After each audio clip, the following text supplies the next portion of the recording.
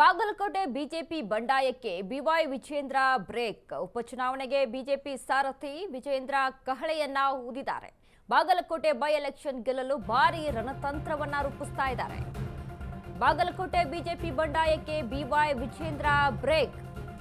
ಉಪಚುನಾವಣೆಗೆ ಬಿಜೆಪಿ ಸಾರಥಿ ವಿಜೇಂದ್ರ ಕಹಳೆ. ಬಾಗಲಕೋಟೆ ಬೈ ಎಲೆಕ್ಷನ್ ಗೆಲ್ಲಲು ಭಾರಿ ರಣತಂತ್ರವನ್ನ ರೂಪಿಸಿಕೊಳ್ತಾ ಇದ್ದಾರೆ. ವ್ಯಕ್ತಿ ಮುಖ್ಯವಲ್ಲ, ಪಕ್ಷ ಮುಖ್ಯ ಎಂದು ತಿಳಿದುಕೊಳ್ಳಿ. ಭಿನ್ನಮತ ಶಮನಗೊಳಿಸುವುದಕ್ಕೆ ಪರೋಕ್ಷ ಸಂದೇಶವನ್ನ ಕೊಟ್ರ. ಬಿಜೆಪಿ ಗೆಲ್ಲುವ ಮೂಲಕ ರಾಜ್ಯಕ್ಕೆ ಸಂದೇಶ ನೀಡಬೇಕು. ಬೀಳಗಿ ಪಟ್ಟಣದಲ್ಲಿ ಕಾರ್ಯಕರ್ತರಿಗೆ ವಿಜೇಂದ್ರ ಕರೆಯನ್ನ ಕೊಟ್ಟಿದ್ದಾರೆ. ಎಲ್ಲರೂ ಒಗ್ಗಟ್ಟಾಗಿ ಗೆಲುವಿಗಾಗಿ ಶ್ರಮಿಸಿ ಎಂದ ಬಿವೈ ವಿಜೇಂದ್ರ. ಮಾಜಿ ಸಚಿವ ನಿರಾಣಿ ಮನೆಯಲ್ಲಿ ನಡೆದ ಮೀಟಿಂಗ್. ಯಾರಿಗೆ ಟಿಕೆಟ್ ನೀಡಿದ್ರೂ ಭಿನ್ನಮತ ಮೂಡಿಸಬಾರದು. ಬಿಜೆಪಿ ಗೆಲ್ಲಿಸಿ ಆಡಳಿತ ಪಕ್ಷ ಕಾಂಗ್ರೆಸ್ಗೆ ತಿರುಗೇಟು ನೀಡಬೇಕು.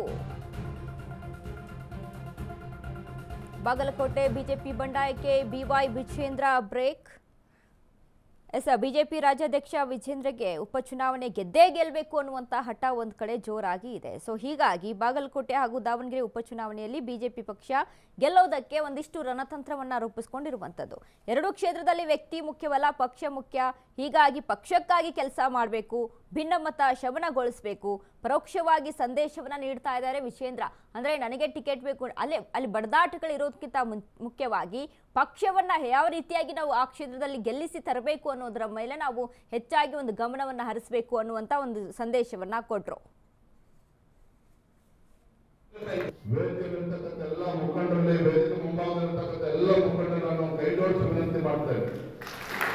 ಬಾಗಲಕೋಟೆ ಚುನಾವಣೆ ಭಾರತೀಯ ಜನತಾ ಪಾರ್ಟಿ ಗೆದ್ದೇ ಗೆಲ್ಲಬೇಕು. ಯಾರೊಬ್ಬ ವ್ಯಕ್ತಿಯನ್ನು ಗೆಲ್ಲಿಸ್ತಕ್ಕಂಥ ಚುನಾವಣೆ ಅಲ್ಲ.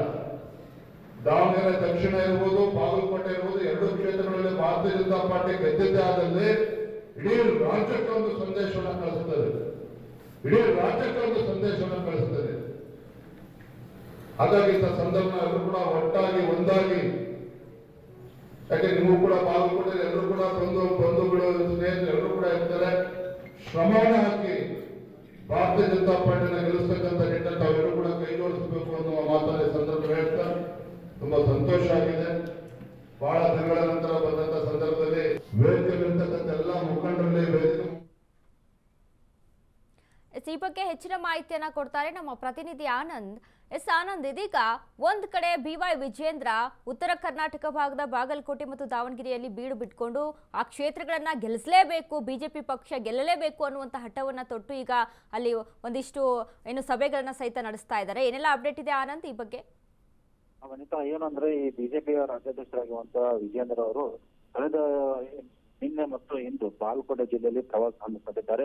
ಇಂದು ಏನು ಈ ಬಿಳಗಿ ಪಟ್ಟಣದಲ್ಲಿ ಒಂದು ವಿಕಸಿತ ಜಿ ಅವರ ಜಾಗೃತ ಸಭೆ ಜೊತೆಗೆ ಕಾರ್ಯಕರ್ತರ ಒಂದು ಸಭೆ ಏರ್ಪಾಡು ಮಾಡಿದ್ರು. ಬಿಳಗಿ ಪಟ್ಟಣದಲ್ಲಿ ಏನು ಮಾಜಿ ಸಚಿವರಾಗಿರುವ ನಿರಾಣಿ ಅವರ ಮನೆಯಲ್ಲಿ ಒಂದು ಕಾರ್ಯಕರ್ತರ ಸಭೆ ಏರ್ಪಡಿಸಿದ್ದಾಗ ಅವರೇನು ಒಂದು ಕಾರ್ಯಕರ್ತರಿಗೆ ಒಂದು ಮಾಹಿತಿ ಅಂದ್ರೆ ಕರೆ ನೀಡಿದ್ದಾರೆ. ಅಂದ್ರೆ ಈ ಮುಂಬರುವ ದಿನಮಾನದಲ್ಲಿ ದಾವಣಗೆರೆ ಮತ್ತು ಬಾಗಲಕೋಟೆ ಉಪಚುನಾವಣೆ ನಡೆಯುತ್ತದೆ. ಆ ಉಪಚುನಾವಣೆಯಲ್ಲಿ ಯಾವುದೇ ವ್ಯಕ್ತಿ ಇರಲಿ, ಆ ವ್ಯಕ್ತಿಯನ್ನ ನೀವು ನೋಡಬಾರದು. ಪಕ್ಷ ದೃಷ್ಟಿಯಿಂದ ನೀವು ಎಲ್ಲರೂ ಒಗ್ಗಟ್ಟಾಗಿ, ಅಂದ್ರೆ ನಿಮ್ಮ ಭಿನ್ನಾಭಿಪ್ರಾಯಗಳು ಏನೋ ಇದ್ದರೂ ಸಹ ಅದನ್ನು ಬದಿಗಟ್ಟು ಪಕ್ಷದ ಸಂಘಟನೆಯಿಂದ ಪಕ್ಷಕ್ಕಾಗಿ ನೀವು ಪಕ್ಷ ಗೆಲುವು ತರುವ ದೃಷ್ಟಿಗಾಗಿ ನೀವು ಶ್ರಮಿಸಬೇಕೆಂಬುದನ್ನು ನೇರವಾಗಿ ಒಂದು ಸಂದೇಶ ನೀಡಿದ್ದಾರೆ. ಇದರಲ್ಲಿ ಮುಖಂಡರಿಗೂ ಬಂತು ಮತ್ತು ಏನು ಕಾರ್ಯಕರ್ತರಿಗೂ ಬಂತು. ಅಂದ್ರೆ ಕಾರ್ಯಕರ್ತರಿಗೆ ಮಾಹಿತಿ ನೀಡುವ ಜೊತೆಗೆ ಈ ಮುಖಂಡರಲ್ಲಿ ಇರುವಂತಹ ಭಿನ್ನಾಭಿಪ್ರಾಯವನ್ನು ಏನು ಹೋಗಲಾಡಿಸುವ ದೃಷ್ಟಿಯಿಂದ ಇದನ್ನು ನೇರವಾಗಿ ಅವರು ಒಂದು ಸಂದೇಶ ನೀಡಿದ್ದಾರೆ.